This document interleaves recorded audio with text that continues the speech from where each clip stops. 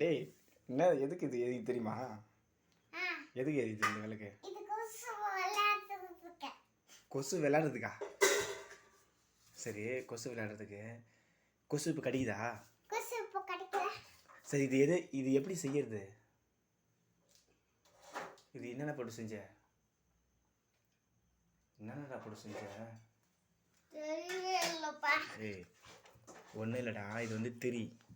இது என்னது? இந்த திரி இல்லை, விளக்கு திரி. அப்புறம் வந்து என்ன போட்டோம்? என்ன எண்ணெய் ஊற்றுன? என்ன எண்ணெய் ஊற்றுன அதில்? என்ன எண்ணெய் ஊற்றுன?